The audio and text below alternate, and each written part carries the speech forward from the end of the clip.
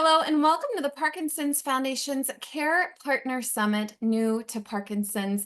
I'm Krista Ellis, your host for today's program. We're so grateful to have you here as we continue this three-part series dedicated to supporting and empowering you, the care partners who provide invaluable strength and compassion each day.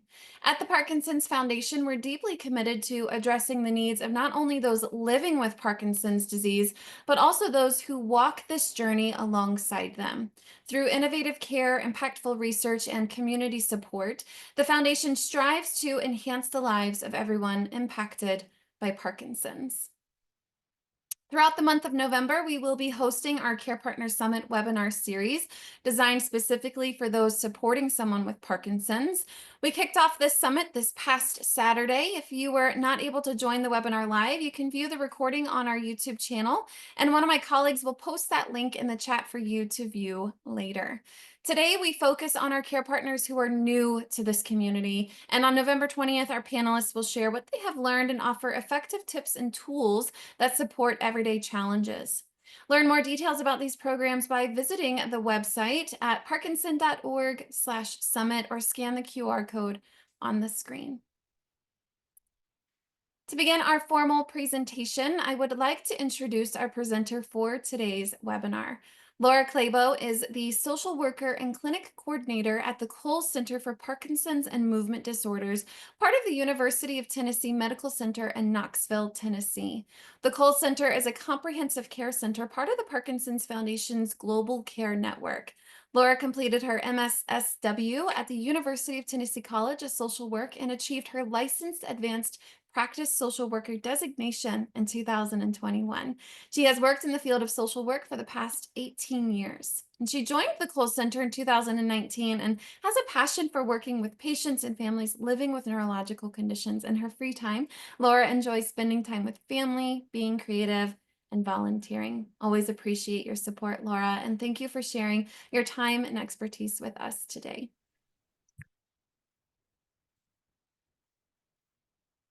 Oh, sorry, Laura, you're muted. There we go. Let's try again. Can you hear me now? Quickly, thank you. Great. Thank you so much for having me. I'm excited to be here and to really work with care partners is a passion of mine. It's what I do a lot in our clinic.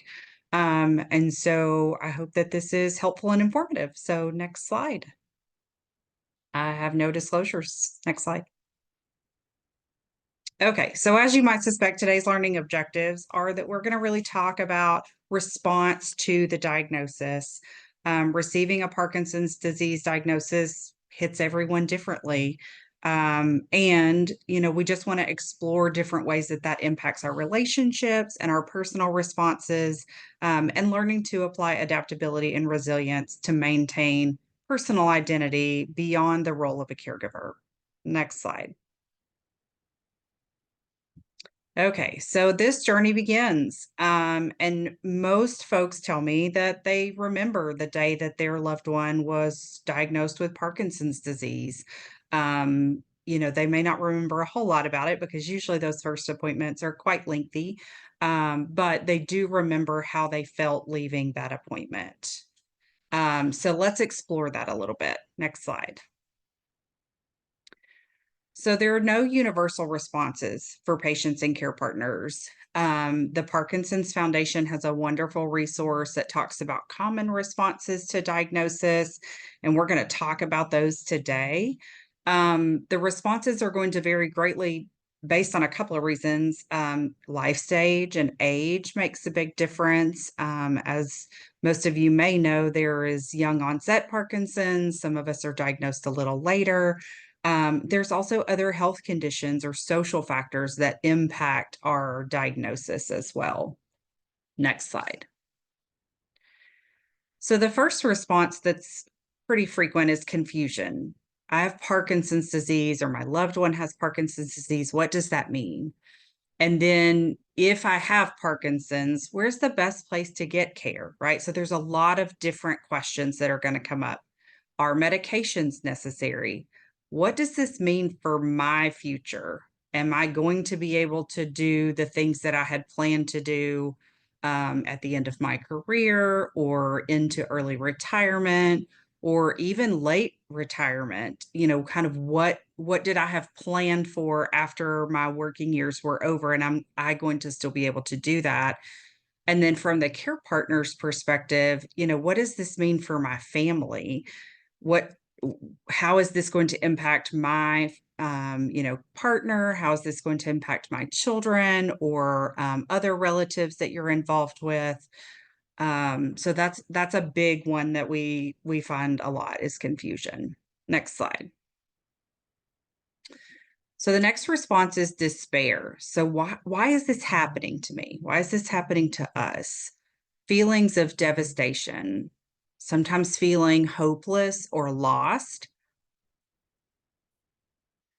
These things can also lead to isolation and loneliness. And there's a lot of research out there now talking about isolation and loneliness in elderly populations. And so some of these feelings of despair go along with that. Next slide. Denial. So I thought this picture here was a perfect picture to kind of represent denial. When we have patients and families enter the clinic and get a diagnosis that they're not really sure. They start ignoring symptoms or really refuse to talk about Parkinson's or even just get basic education, start treatment, holding unrealistic expectations about treatment. So if I take this medicine, my symptoms are going to go away and never come back. And so we have a lot of questions surrounding treatment and what can be the expected benefit. Oftentimes, we have folks seeking second and third opinions or searching for other possible explanations to avoid that Parkinson's diagnosis. Next slide. For some folks, having a diagnosis can bring about relief, finally having some answers. Sometimes folks have known that they've had this disease a lot longer than we actually have a diagnosis on board. So families will say, oh, I've been having symptoms for 2 to 3 years or longer. And so finally having a diagnosis that fits what's going on with you can help you feel that, sense of I can take a deep breath and I have direction, feeling positive that the diagnosis wasn't something else. And that something else ranges and varies based on the individual. And then having the support of a neurologist and a care team that can help guide your treatment often is a big relief. Next slide. So the last of the 5 major responses is resolve. So sometimes we have patients and care partners that are ready to become engaged and learning everything they can about Parkinson's, about ways to be an advocate, support not only their person with Parkinson's, but to support the community at large. And some are really ready to embrace this new chapter and motivated to help others moving forward, talking about research, exercise, health priorities, and, like I said, ready to volunteer at some of the Parkinson's events and really bring attention to this on a bigger scale. Next slide. Just some other feelings and responses I wanted to include from my own practice. A lot of our patients and caregivers feel overwhelmed. Like I mentioned before, that first visit is really lengthy, and there's a lot of questions on our end to really understand what's been happening with you and your family over the last 2 years or 5 years. And so, families become overwhelmed and start having these symptoms that kind of go along with that. So, someone who's overwhelmed might have some irrational thoughts. They might experience paralysis, that fight or flight, and a lot of them are jumping straight into freeze on that one. Disproportionate reactions. So, extreme anger, extreme sadness when that's not really the nature of the topic at hand. Withdrawal from family and friends, pessimism, mood changes, cognitive fatigue, and physical symptoms. The next one is anger. And so some of these also go along with stages of grief. So I've talked about that a lot with some of the families that I work with, is that sometimes receiving a diagnosis kind of sets you on a path to grieve things that you had planned for that may not happen now, or just a change in your circumstances. And anger comes along with that. So, tensed muscles, restlessness, irritability, verbal and physical outbursts or aggression, impulsivity, and heightened frustration. Sometimes people feel lost.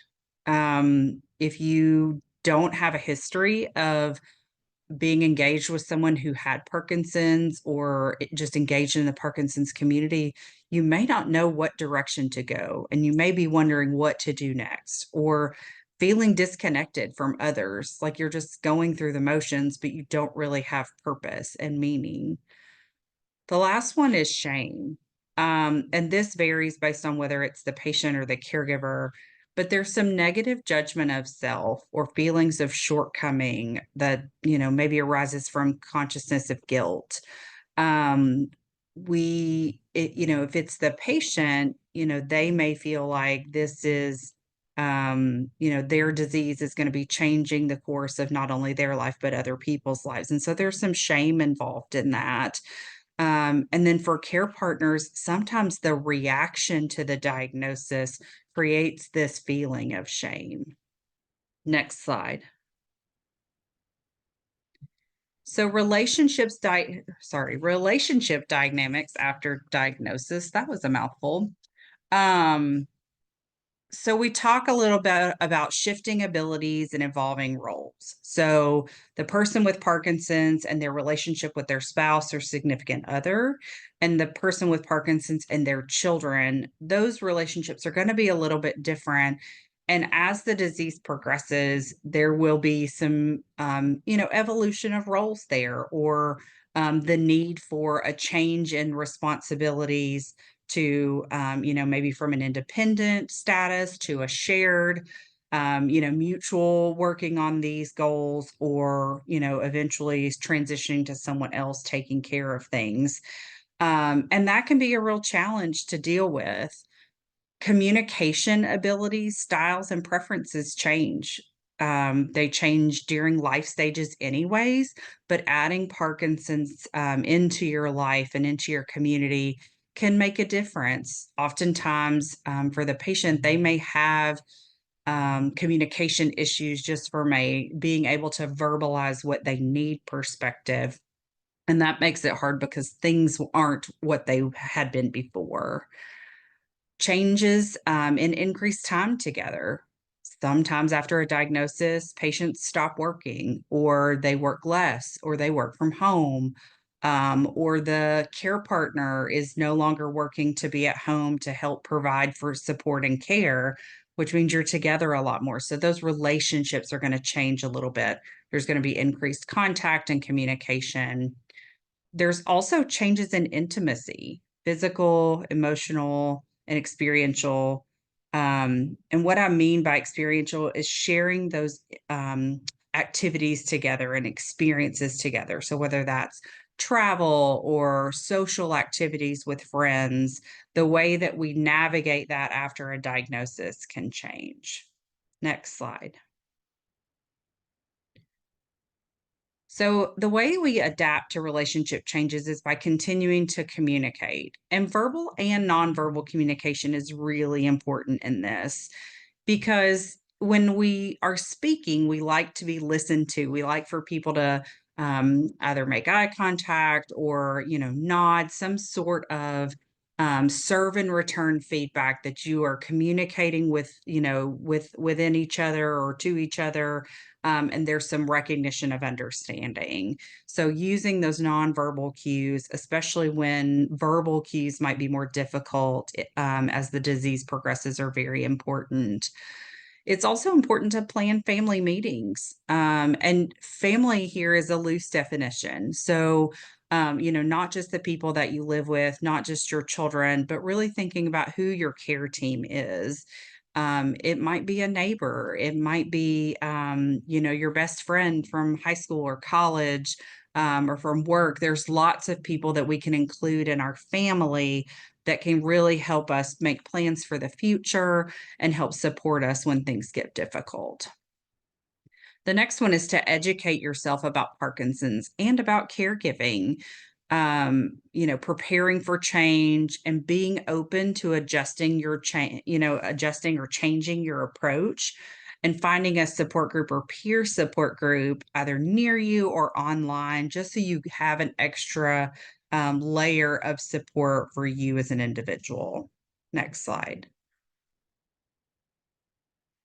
We also want to maintain connections, and that not only involves the patient but the caregiver. So you want to be maintaining your connections together as a couple. So if you're engaged in a weekly bingo night with friends of yours, you want to continue to do that.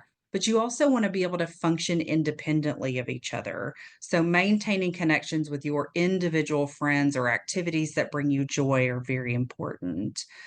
Adapting your environment to maximize independence. A lot of our patients express that they feel that the caregivers will just kind of come in and take over. And really, the goal is to help the patient be as functional as possible. And so, if we can give them tools to be independent, that also gives our caregiver time to, take a step back and reflect, or just take time for themselves. And then prioritize with flexibility. So, a great example that I had recently in clinic, a family said that, they know that if they have a doctor's appointment on that day, they can't also do two other things, that there can only be one additional thing that afternoon because doctor's appointments can be tiring. So, know if you plan more than two after that doctor's appointment, that there might be something that falls off. And could that something fall to a different day? So being able to say, this is our number one priority for the day because we have to be there at this time. And these are things we'd like to get done. But if not, we have a backup plan. Next slide. Caring for the care partner. So practicing self care and self investment. I try to remind my caregivers to say that they have the right to take care of themselves. Maintaining a sense of personal identity is very important. Are someone independent of your person with Parkinson's. And so if there are things in life that bring you joy, we want you to continue to be able to do those things and maintain your own identity. I always say this for the patient and the care partner, but exercise is so important.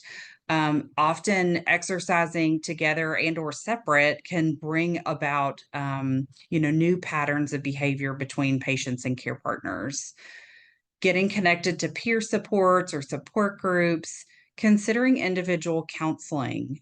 If there are stressors that are underlying for you prior to this diagnosis, those things don't just go away.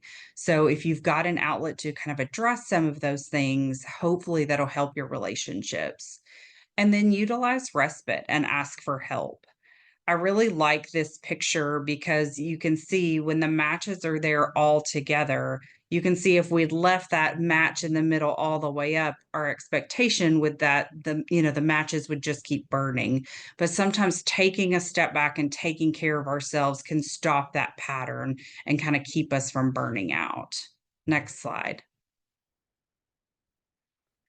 So, things to remember as we wrap up, you are not alone in this journey. There are so many places to get resources. Most of the things that I talked about today are from the Parkinson's Foundation website. There's lots of other good academic research out there on Parkinson's disease, support groups, fundraising events, other things to get you involved in this community. And remember that adjusting to any diagnosis takes time. So while Parkinson's is not as black and white as some other diagnoses, and there's a lot of gray, you know, there's going to be an opportunity for you to kind of make it your own. So if you are having trouble adjusting to this diagnosis with your family, seek support and maybe work through those things together. Parkinson's disease affects so much more than just movement. And so remembering that, when things arise, those symptoms might be a side effect of a medication that they're taking for Parkinson's, or it might just be part of the disease process. So, seeking guidance from your movement disorder specialist to make sure that we know about all of the other non motor symptoms that are happening in your journey. And then every person's experience with Parkinson's disease is unique. We are not all alike. We might be under the same umbrella and it's raining on us, but it's different and it feels different for everyone. Um, Next slide. And like I said, my references are from the Parkinson's Foundation and then a journal for care that I read an article on caregivers. And I think that's it. Next slide. Thank you all so much. Thank you, Laura. I really appreciate the way that you offer a presentation to help us understand the different scenarios or waves that we might go through when our person with Parkinson's receives a diagnosis, and how we as the care partner or the loved one of the human living with Parkinson's might respond to it differently than our person with Parkinson's might. We do have a panel discussion coming up, and I would love to ask you some questions, Laura, before we bring everyone on. Are you comfortable with Okay. that? Sure. Wonderful. So you highlighted the importance of communication, and I feel like this is a subject that is often spoken to and not really given a chance for us to apply it. I recognize too that communication, there's so many layers to it. There's body communication, there's environmental communication, there's communication with the self. How am I feeling? And then being able to communicate those felt emotions of I, myself, to Mhm. another. So, what would be an example of practicing good communication with yourself and being able to communicate that with your person with Parkinson's? Mhm. So oftentimes when we talk about maybe managing frustration, it's sometimes you might see the body language of somebody being frustrated, but being able as the care partner to say, I am frustrated for these reasons, or I am struggling to manage my feelings of frustration, and making it really about me and using I statements is very helpful, because we don't want to say on the flip side of that, your behavior is making me frustrated, right? That feels like a finger pointing, it creates this negative association between the two of you. But if we can recognize and own our own feelings and communicate those in a way that is very concrete, so you understand that I personally am feeling this way and these are the reasons I'm feeling this way. It may or may not have anything to do with the patient with Parkinson's. It may just be life stressors. But being able to name it and be very concrete about those things can help that communication. That's so helpful. Thank you, Laura. And I love how you brought to the forefront of I am responsible for my feelings, right? Mhm, Nobody can make you feel a certain way without your permission, and you feel these feelings based on your experience. So I that's right.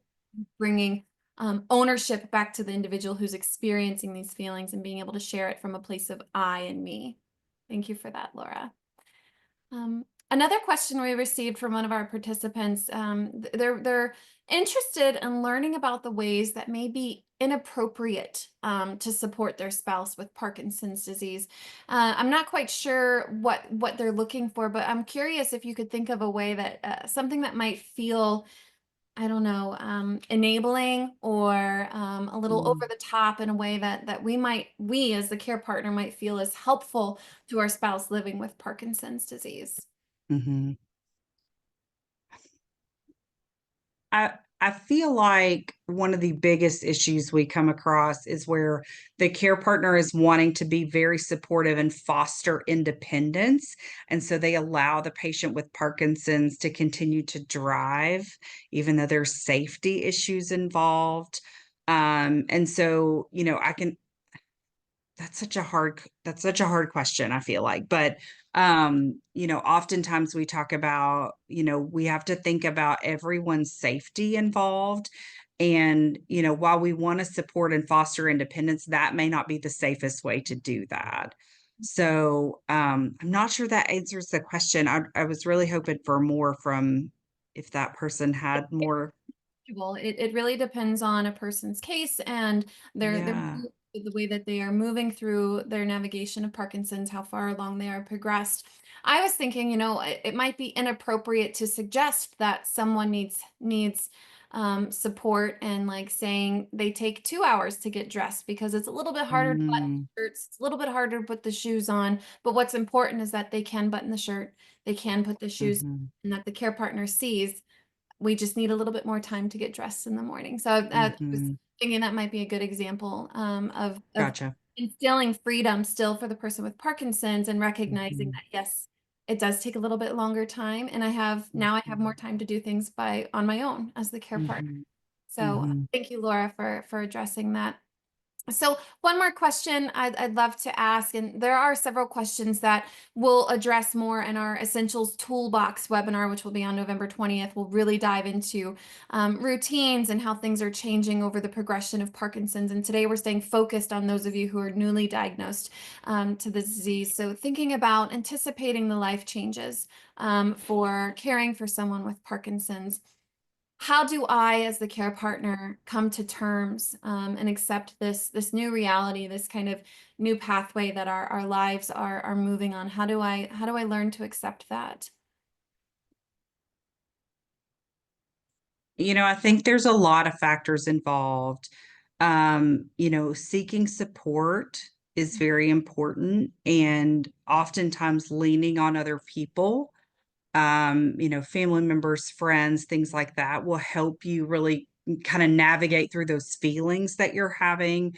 So maybe you get closer to a place of acceptance. We don't exist in a bubble. Humans are meant to be interactive. We are meant to have relationships and have love and support in our lives. And so, one of the biggest first steps is getting your support team together because if you're trying to do this in isolation, it's going to be a lot harder to get to that place of acceptance, without having at least peer support or a team to support you.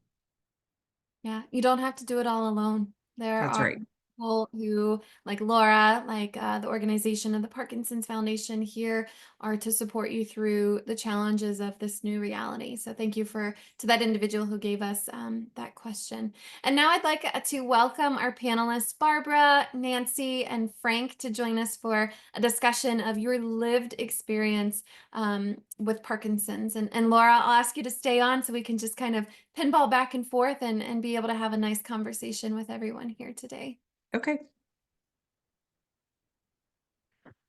Welcome, everyone. It's so good to see you. And I appreciate you coming forward and sharing your experience of how you navigated the diagnosis that your person with Parkinson's received. I would love to do just a quick intro of each of you so everyone who's joining us today can have a sense of where you are in the journey before we jump into the content of the tips that you'll be able to share with us today. So Barbara, I'll start with you if you would like to share a little bit about yourself, where you are, how long your loved one with Parkinson's or you have been living with Parkinson's.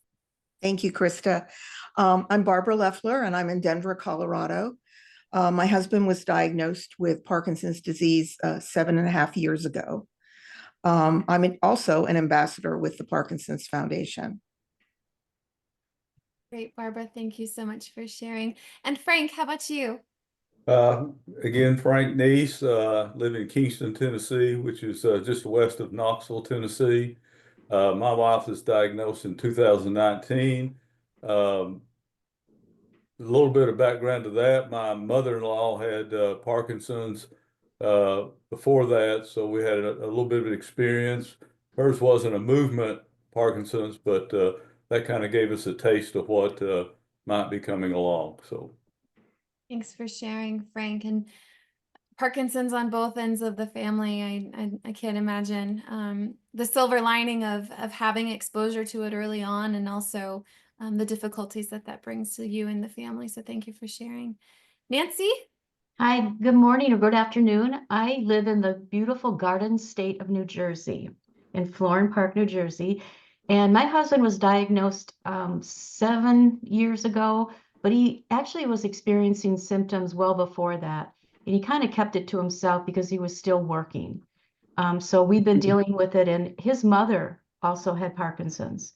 So like Frank, we kind of had a little bit of knowledge of what to expect.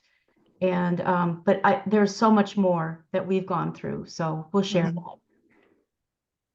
You, Nancy. And Laura, I would love to hear just a little bit about who you care for, who you see in the clinic at the Cole Center, if you would, please. Sure. So I actually also have a family history of Parkinson's disease. So I helped take care of my granddaddy. So he was my first person with Parkinson's that I helped care for. And then in 2019, when I started with the Cole Center, I really jumped into this work, and I do a lot of work with patients and caregivers. My passion is obviously working with caregivers and helping them navigate the grief and the changes that come with a diagnosis. I also do a little bit of work with other diseases in our clinic, but Parkinson's is my primary focus.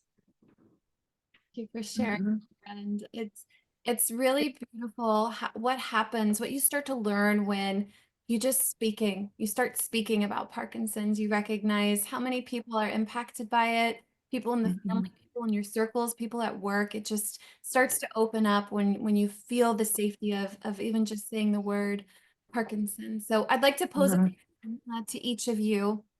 And Nancy, I'll ask you to respond first. Can you share your initial reaction upon receiving the Parkinson's diagnosis? What thoughts or feelings did you experience during that time? Um, I am actually the type of person that tries to understand what's going on. So I didn't have any like self-doubt or emotion. It was, what is this?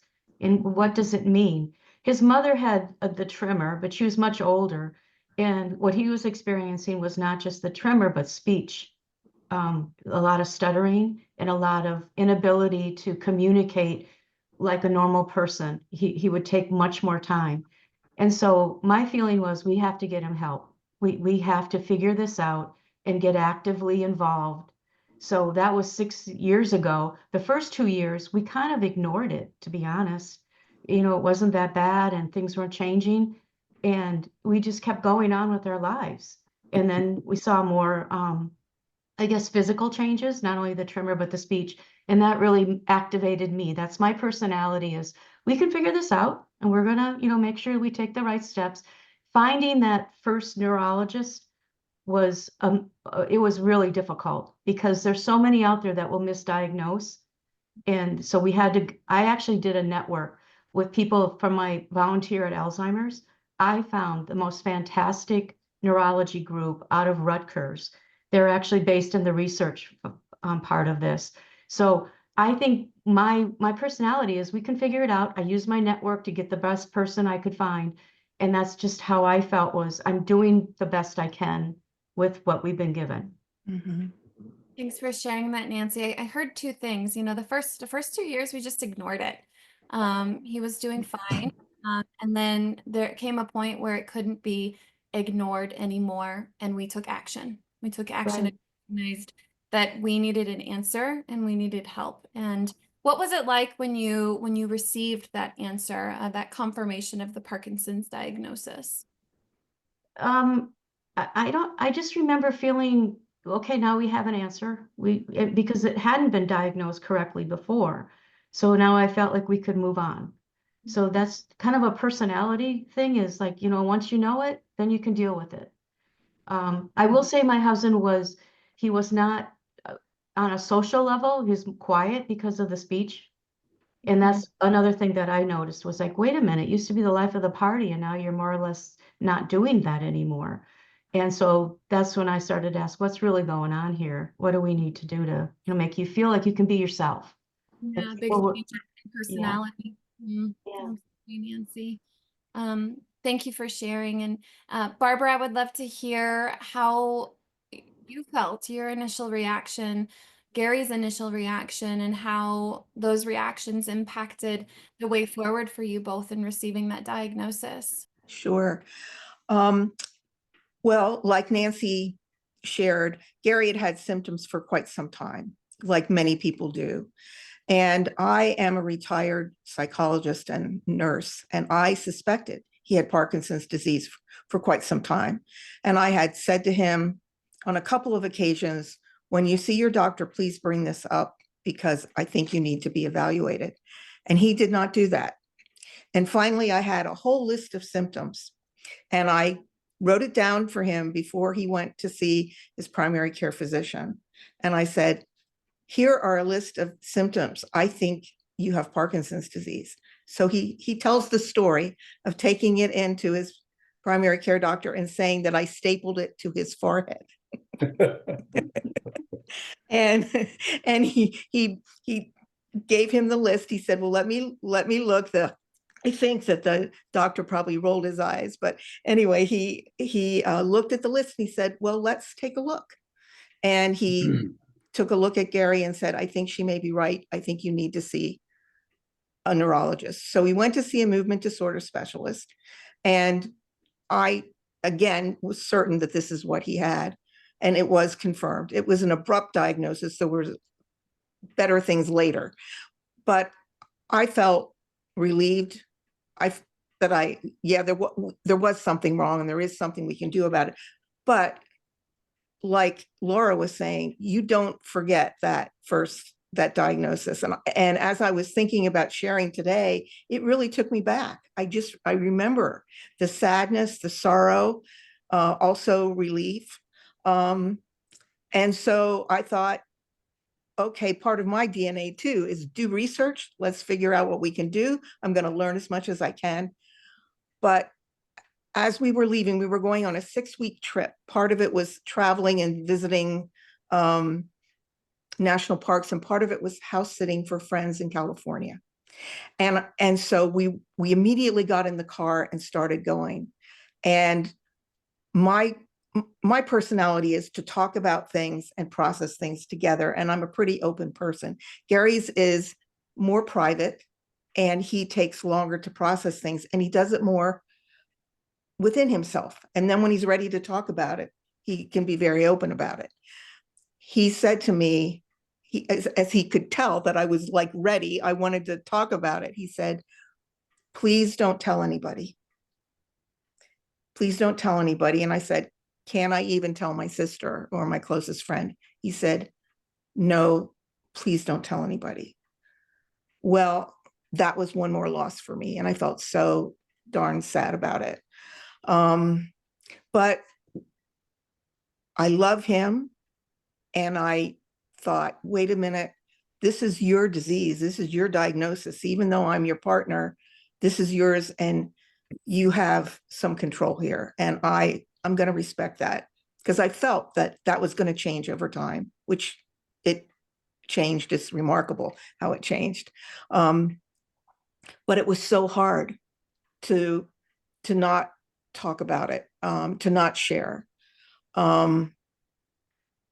When we got to where we were, the place where we were going to be sitting for 3 weeks, I just became so involved in research. Like Nancy was talking about, just learning as much as I could, looking at all the possible resources there were out there, learning about the Parkinson's Foundation, Michael J. Fox, Davis Finney, all of the different resources that were out there, and learning as much as I possibly could. And every once in a while we both had our iPads with us. Every once in a while I'd send forward an article to Gary and say, when you're ready, take a look at this. and I would do that over time. And I can share more about that as well. But it was very difficult.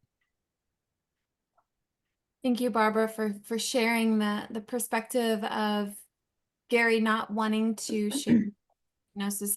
There's actually several questions in the Q&A right now. How do you deal with a situation where the person diagnosed with Parkinson's doesn't want anyone outside the family to know? And then we have another participant asking, how do you handle sharing the diagnosis with friends when the partner with PD is not comfortable sharing their diagnosis with others? So I'll ask you, Barbara, from your experience, how did you navigate that? Say more about how respecting Gary's ask of you to not share. How did you navigate that? I gave him space and I respected that he was going to get through it. try to step into his shoes and think about, well, what would it be like for me if I were diagnosed with Parkinson's? And wanting to know that the way I wanted to handle it would be respected by the person that I loved the most. And that's what I just held that really close to my heart, that I knew he would get there. I knew that he just needed time. And that was absolutely true. And at the end of that, I think it was about 2 months. It was after we got back from our trip. He said, and we started talking about it more ourselves, little by little by little. And he was reading things and he said, I'm ready for you to tell your sister it's okay to do that. And it's okay to tell your closest friend. But then the next thing I would say about how to handle this is get connected with people. And that's the thing that we became involved then about 6 months afterwards with the PD Self, the Parkinson's self-efficacy program, which is now a part of Davis-Finney.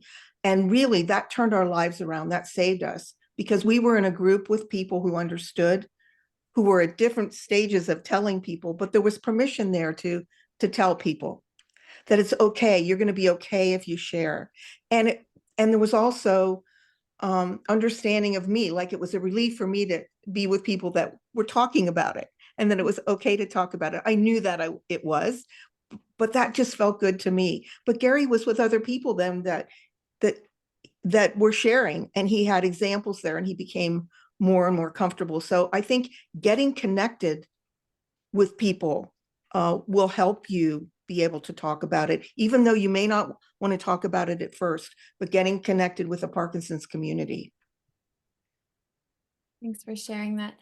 The way that you navigated this secret for a few months, Barbara, and what you did to support yourself while also respecting the wishes of your spouse. I admire the way that you navigated through that challenge. So thank you for sharing. Frank, we haven't heard from you yet, and I would love to hear about how your initial reaction was upon receiving Joanne receiving her Parkinson's diagnosis. If there were thoughts or feelings that you experienced during that time. Well, having mentioned before that my mother-in-law had Parkinson's, she didn't have a movement disorder, but hers was more mental, and so that kind of prepared us.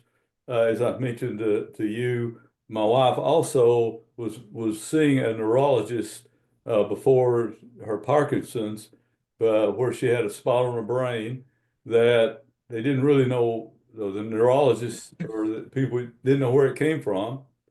And after about 10 years of taking high-powered medication and different things, it disappeared, went away. Really, as I recall, there wasn't an explanation for that either. But she was seeing a neurologist. And then, as again, everybody pretty much says, she was having some symptoms.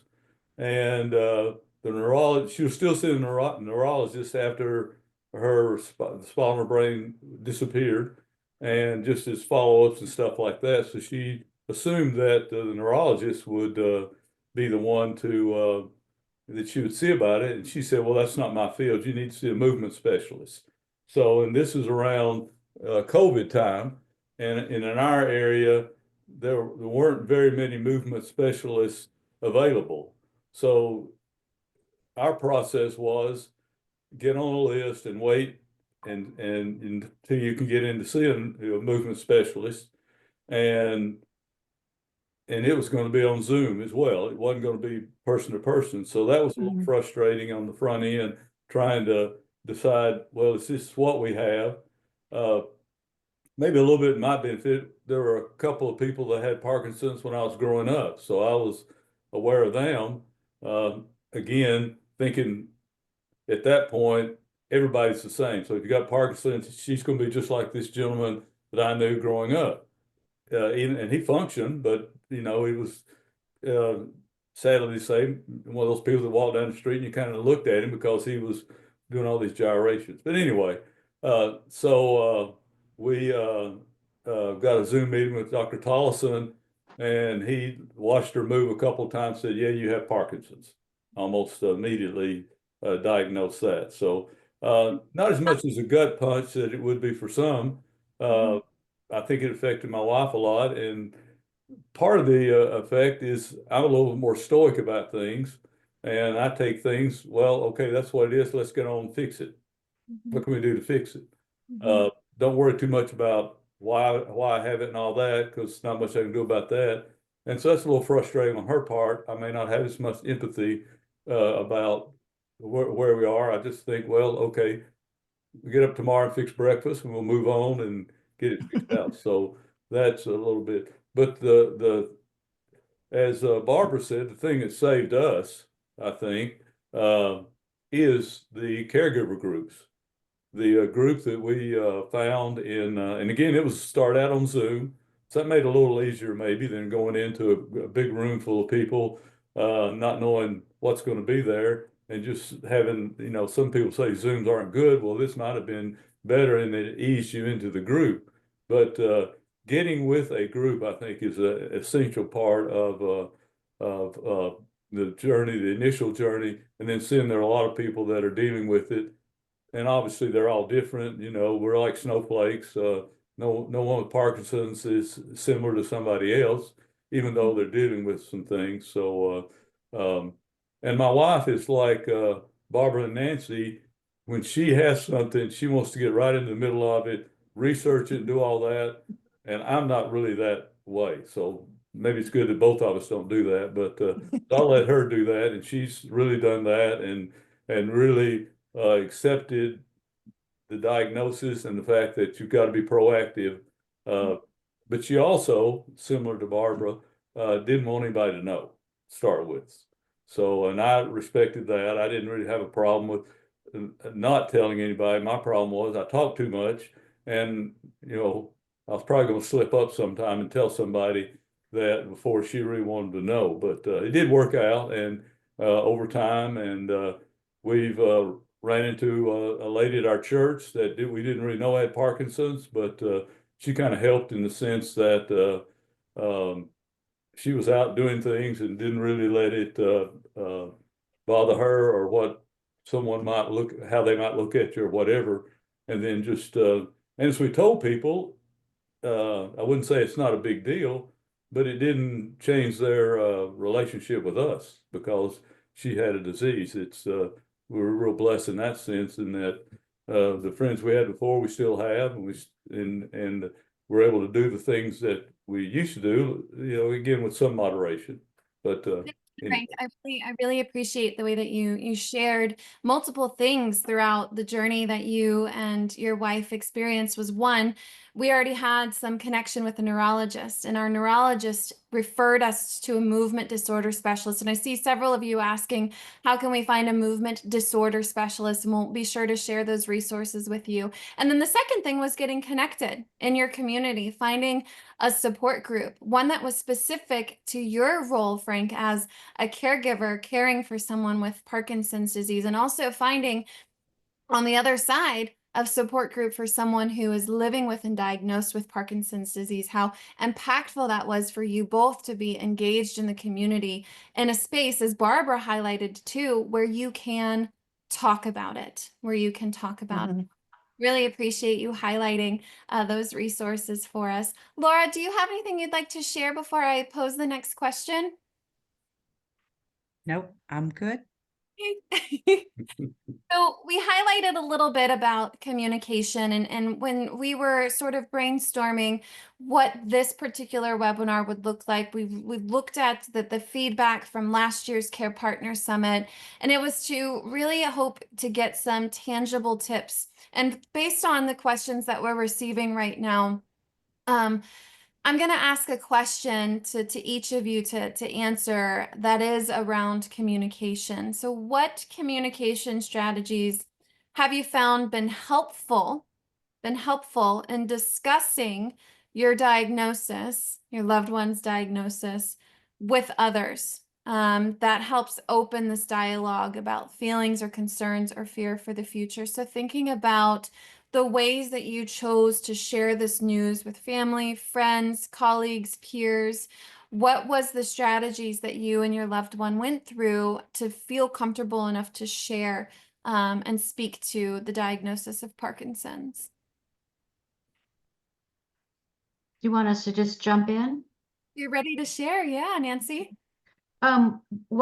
Jerry was the one that told our family. He individually, we have 4 boys. And it seemed kind of easy because they saw things happening. So it wasn't like they were surprised. They were like, finally, we're getting some idea of what's going on. The other thing that we found was really helpful was the neurologist we work with. When we would go into a appointment with him, we had a list of questions that we both agreed we wanted to talk to him about. And that was really helpful because it wasn't just me asking the questions, it was like a joint partnership going in and saying, here's what I'm observing. Should we be more concerned about the balance issues? Here's some changes. And I think my husband felt more like it was of genuine concern, not somebody noticing something and surprising him in the doctor's appointment with this observation. And I think the last thing is because he's not able to speak eloquently like he used to, I've had to learn to be really patient because I know him. We've been married almost 40 years. I can finish your sentences. And he was very direct with me. He goes, no, don't. I want to say it. So you have to be able to kind of be in their shoes and think from their perspective. And I can remind him, don't shuffle, pick up your feet. I thought it would get annoying. He actually likes it. He said, it makes me realize that you really care and I'm not noticing it. And I just really, I'm okay. Because I would say, am I annoying you? Because the shuffling is something that could lead to a fall, right? I mean, anyway. So I just want you to realize that there's ways to talk about it with the patient or your partner and figure out what is the way that you both want to communicate. And I wouldn't feel annoying like I thought I was. He said it was very helpful because he forgets about these things. So it's like being just honest. And after 40 years of marriage, I think you can kind of figure out how you want to talk about things. Love that, Nancy. The note of being honest. And there's this theme amongst care partners. And I just want to say, like, I think the general public of being afraid to hurt someone's feelings when you are not being true to yourself and you placate or you filter the truth of your feelings or frustrations or the things that you know need to be said and opt to not hurt this person's feeling instead, you're hurting yourself. And that is dishonest. It does not serve you or your loved one to be dishonest. I appreciate you bringing that to the forefront of the message I'm hearing is communicating with truth and honesty. Right. And love. I mean, and don't be so hard on yourself. I don't know all the answers, obviously, of so many things. And sometimes I just remind myself, be kind to me and to him, but to me too. Don't get so worried or anxious about why is he doing this now? There's a quote that I've been using. It's not that deep, and let it be easy. Let it be easy. Thank you for sharing, Nancy. Barbara, is there a particular strategy that you and Gary use to ensure that you both feel heard about like just addressing feelings or concerns that might be coming? Sure. I think we're very good about talking with each other about things. One of the things that has been difficult is that Gary has had changes in his facial expression, and he used to be very expressive. And now it's hard for me to know what he's thinking or feeling as easily. I mean, of course, I can't read his mind, but, someone might think something's funny and, have a big smile in it. And he has to really practice to do that now because he has a more mask-like face. So that was one of the things that was really difficult for us. I was often saying to him, are you angry? Are you angry with me, or did I do something? And he said, no, I'm not. And so we have some grandnieces that we're very close to. They're teenagers, and we actually talked with them about that when they come. Like, it may look like he's not listening or he doesn't care, but this is what's happening with his disease, and this is part of his disease.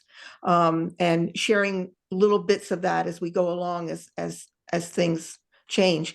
The other thing I think is important in terms of communication is like Nancy was talking about, preparing for your doctor's visits. They want you to come to those visits as a care partner. It's important. You're a team. And so talking about the visit ahead of time, talking about what the symptoms are. If you're on medication, how are you doing on it? Is there anything new?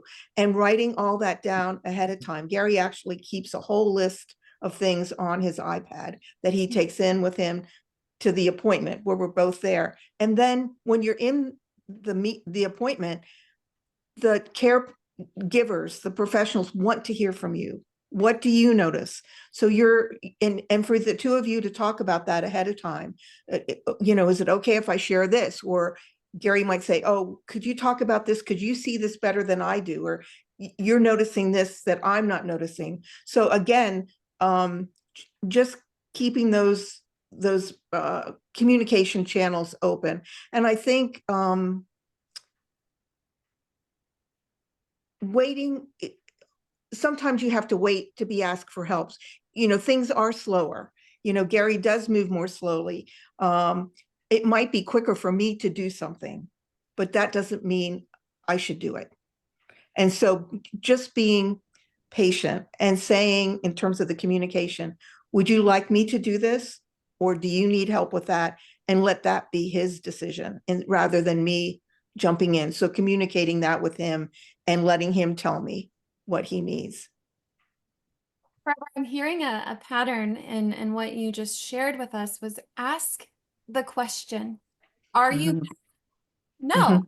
Okay, good, because your face is telling me something else. Do you need help? No. Okay. You're doing great. Keep doing the thing that you're doing. Ask the question. This is something Mhm. we speak to about relationship dynamics is we want to assume that the person we loved knows what we're thinking or Mhm. they know what we're thinking. And that's just not a good case, right? It's just Mhm. not a good case.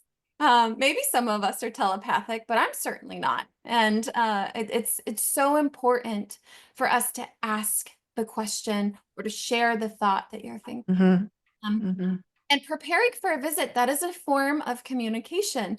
Writing down, I tripped 5 times this week, or it was really hard for me to pour the gallon of milk into the cup.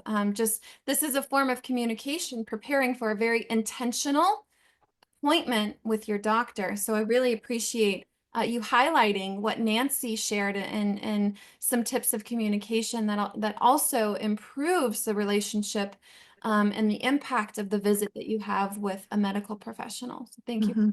for asking the questions and for writing them down. Frank, are there any communication strategies that you use with Joanne that helps you both kind of maintain a dialogue of things that might be concerning to you or to her? Well, we try to communicate together. She's better on that side than I am.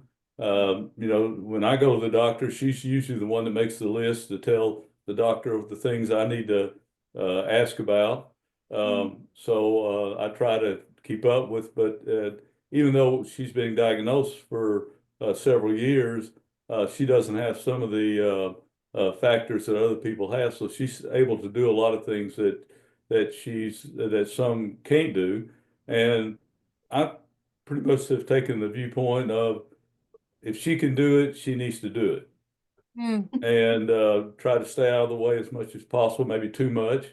But I know at some point I've got this great fear of helping her with her makeup and stuff like that. That's really, I don't want her to look like a clown going out of the house at some point. But she can still do all those things. And at times she needs, a little help, maybe buttoning her blouse or fixing a necklace or something, and glad to do that. But just trying to let her do as much as she can and encouraging her to exercise and do those things along. And but again, on the side of, and then just we kind of just I let her determine when the right time to tell people things that were going on, family, friends, that sort of thing. So we just allowed the timing to take care of itself, and that pretty much did. Mhm. Frank, it sounds to me like you're highlighting another extremely important layer of communication, and that is listening. I would Mhm. identify you as a listener, and the way I'm that not you're sure Joanne would agree with that totally, but try to do it as best I can. appreciate that. It is Laura, important do you have though. Sure. anything to share about communication strategies of sort of maintaining the dialogue and open dialogue between one another about feelings and concerns?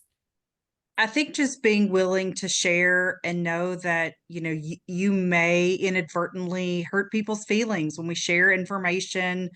Things may come up that get sticky and things may not feel great when we're having that conversation. And it's okay to recognize that, but making the effort to communicate when things are an issue for you or for your person with Parkinson's, and then being willing to revisit that to talk about it and, just name the uncomfortable when it happens. Thank you, Laura.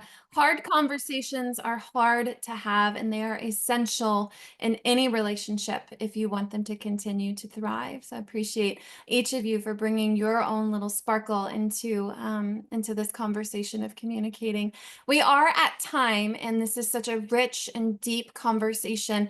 I want to ask one more question before we do closing remarks, and I appreciate all of you who are staying on. I usually don't go over time, but the fact that you're still here tells me that we're onto something. So we're going to continue just a little bit longer. And I'll ask Barbara, Frank, Nancy, and Laura, please keep your response concise, because I know, Laura, you have somewhere you need to be. And Frank, I know that you have somewhere to be too as well.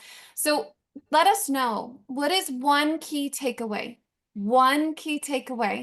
that you would like the audience to remember about the journey of navigating a Parkinson's diagnosis? One key takeaway that you would like our community to know and to remember about the journey of navigating a Parkinson's diagnosis. Barbara? You are not alone unless you choose to be. Get connected. Get connected. Thank you, Barbara. You are not alone. Get connected. Get connected. Frank?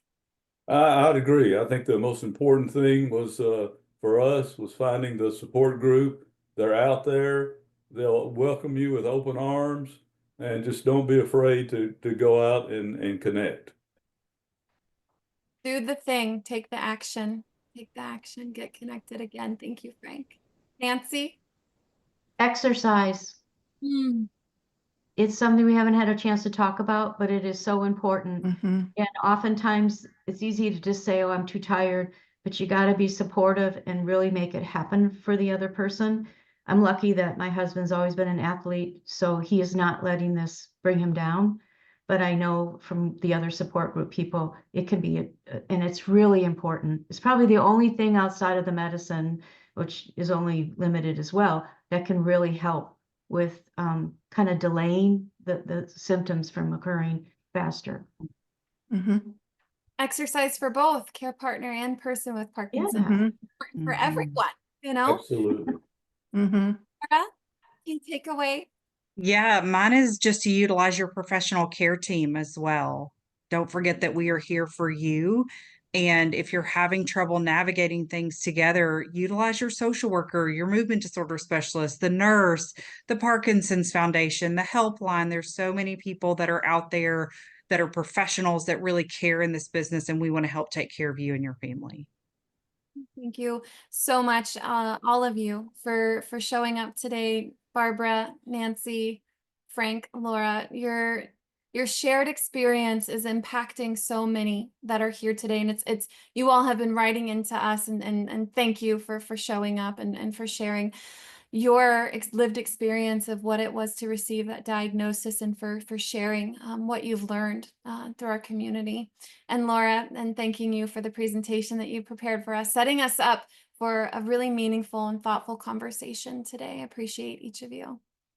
Absolutely. Thanks.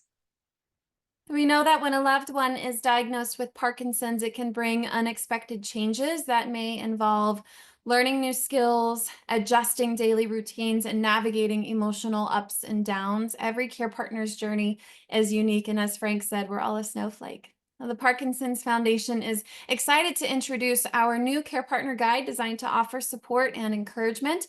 It features live wellness, 5 wellness keys with practical tips, insights, activities, and resources to help care partners at every stage of their journey. You can view or download the guide in the PD library at parkinson.org/library, and print copies will be available to order from the online store in December. The link is in the chat for you all.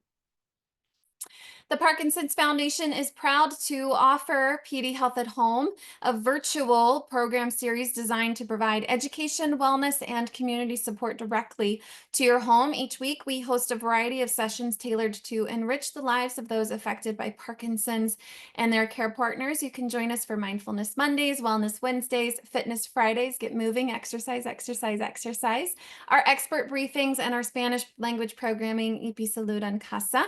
You can learn more and register for what we have coming up by visiting the webpage, and check out our archive videos on the YouTube by scanning that QR code. Just a few more invitations to join us in research that is helping us move the needle forward.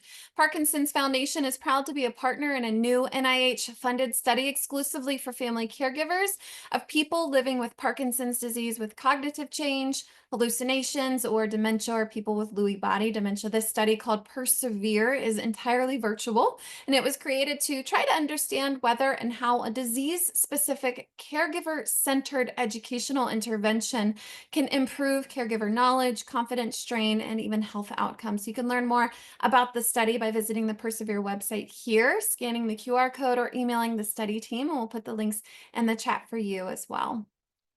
And since our founding, the Parkinson's Foundation has funded more than $449 million in groundbreaking research and care. And since 2010, we have provided 678 scientists with research grants, helping to transform the way we diagnose and the way that we treat Parkinson's.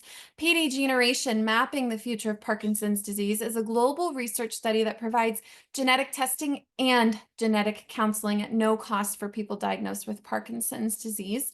Please share this opportunity for advancing research towards a cure with your loved one living with Parkinson's. And there were so many rich questions for us to address today, so please do not hesitate to reach out to the Parkinson's Foundation.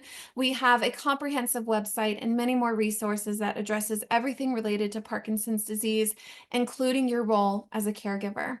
You can contact our helpline at 1-800-4PD-INFO. They will connect you with movement disorder specialists, support groups in your area, fitness classes tailored to you and your loved one with Parkinson's. You can also email us at helpline@parkinson.org. You do not have to do this alone unless you choose to. The words of Barbara Leffler. Until soon, my friends, be well.